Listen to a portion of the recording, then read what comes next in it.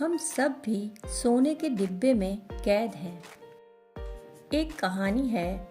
एक बार पर्शिया का राजा जब युद्ध जीतकर लौट रहा था तो वह जरथुस्त्र के निवास के निकट जा पहुंचा। उसने इस रहस्यदर्शी संत के दर्शन करने की सोची। राजा ने जरथुस्त्र के पास जाकर कहा, मैं आपके पास इसलिए आया हूँ कि शायद आप मुझे सृष्टि और प्रकृति के नियम के विषय में कुछ समझा सकें। मैं यहाँ पर अधिक समय तो नहीं रुक सकता क्योंकि मैं युद्ध स्थल से लौट रहा हूँ और मुझे जल्दी ही अपने राज्य पहुँचना है, क्योंकि राज्य के महत्वपूर्ण मसले महल में मेरी प्रतीक्षा कर रहे हैं। जरथुस्त्र राजा की ओर देखकर मुस्कुराया और जमीन से गेहूं का एक दाना उठाकर राजा को दे दिया और उस गेहूं के दाने के माध्यम से यह बताया कि गेहूं के इस छोटे से दाने में सृष्टि के सारे नियम और प्रकृति की सारी शक्तियां समाई हुई हैं। राजा तो जरथुस्त्र के इस उत्तर को समझ ही न सका और जब उसने अपने आसपास खड़े लोगों के चेहरे पर मुस्कान देखी तो वह गुस्से के मारे आग बबूला हो गया और उसे लगा कि उसका उपहास किया जा रहा है। उसने गेहूं के उस दाने को उठाकर जमीन पर पटक दिया और जरथुस्त्र से कहा, मैं मूर्ख था जो मैंने अपना समय खराब किया और आपसे यहाँ पर मिलने चला आया। वर्ष आए और गए। वह राजा एक अच्छे प्रशासक और योद्धा के रूप में खूब सराहा गया, खूब सफल रहा और खूब ही ठाट बाट और ऐश्वर्य का जीवन जी रहा था।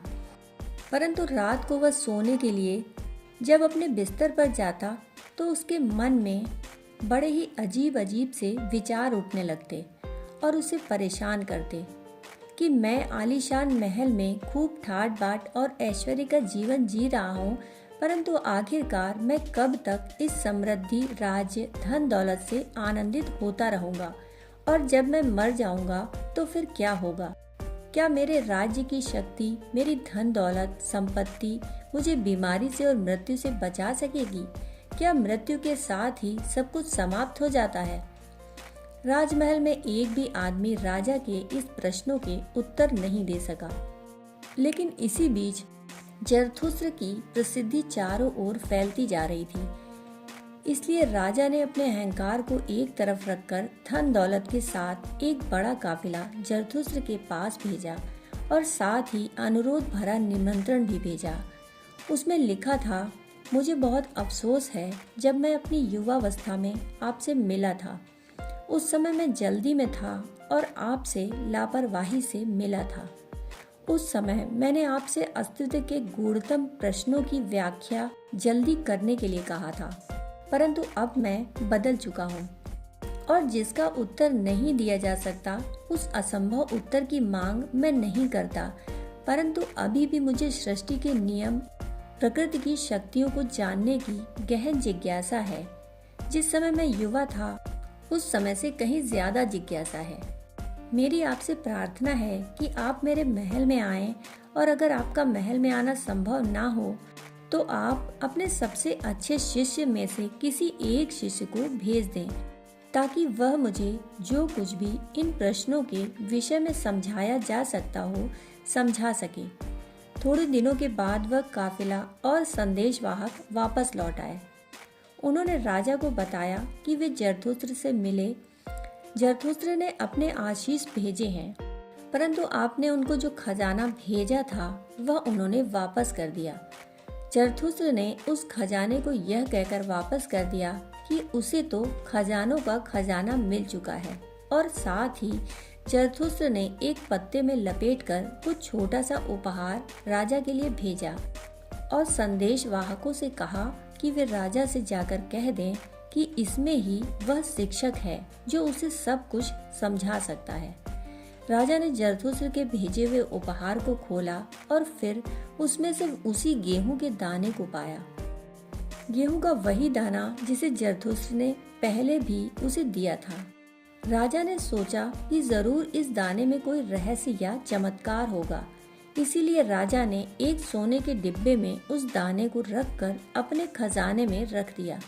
हर रोज वह उस गेहूं के दाने को इस आशा के साथ देखता कि एक दिन जरूर कुछ चमत्कार घटित होगा और गेहूं का दाना किसी ऐसी चीज में या किसी ऐसे व्यक्ति में परिवर्तित हो जाएगा जिससे कि वह सब कुछ सीख सकेगा जो कुछ वह जानना चाहता है।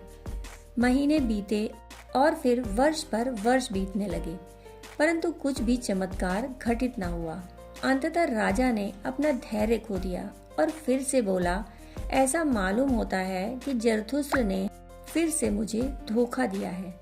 या तो मेरा उपहास कर रहा है या फिर वह मेरे प्रश्नों का उत्तर जानता ही नहीं।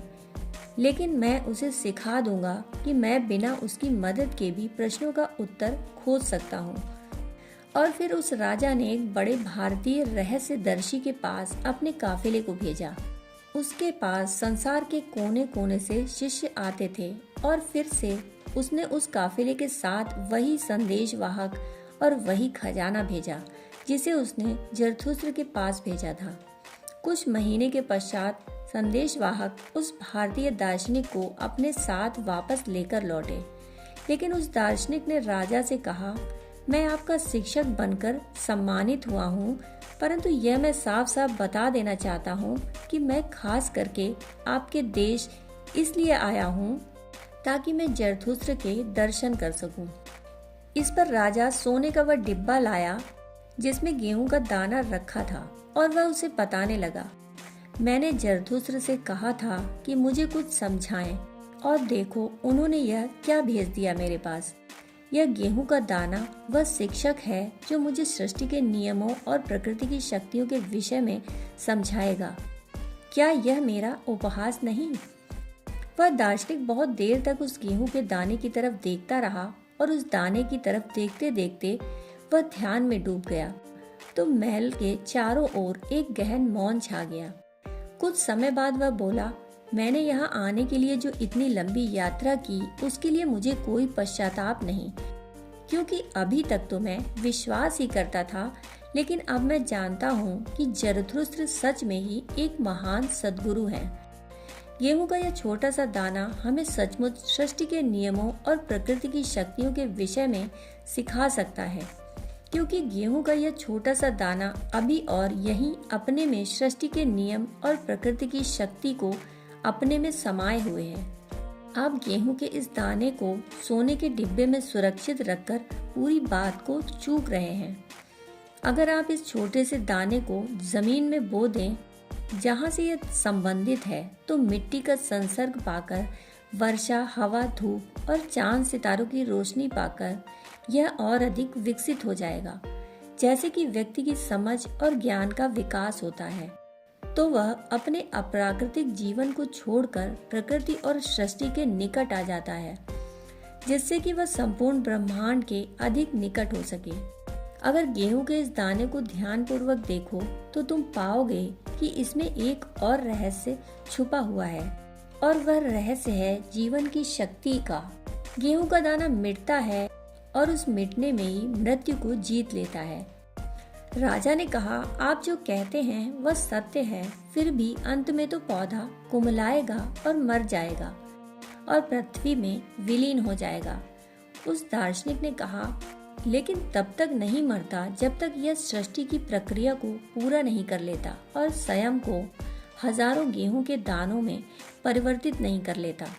जैसे छोटा सा गेहूं का दाना मिटता है तो पौधे के रूप में विकसित हो जाता है, ठीक वैसे ही जब तुम भी जैसे जैसे विकसित होने लगते हो, तुम्हारे रूप भी बदलने लगते हैं। जीवन से और नए जीवन निर्मित होते हैं। एक सत्य से और सत्य जन्मते हैं। एक बीज से अनेकों बीजों का जन्म होता है। केवल जरूरत है तो एक ही कला सीखने की, और वह है मरने की कला। उसके बाद ही पुनर्जन्म होता है। मेरी सलाह है कि हम जरथुस्त्र के पास चलें ताकि वे हमें इस बारे में कुछ अधिक बताएं। कुछ दिनों के पश्चात वे जरथुस्त्र के बगीचे में आए। प्रकृति की पुस्तक ही उसकी एकमात्र पुस्तक थी और उसने अपने शिष्यों को प्रकृति की पुस्तक पढ़ने की शिक्षा दी। इन दोनों ने जरथुस्त्र के बगीचे में एक और बड़े सत्य की शिक्षा पाई कि जीवन और कार्य, अवकाश और अध्ययन एक ही चीज है।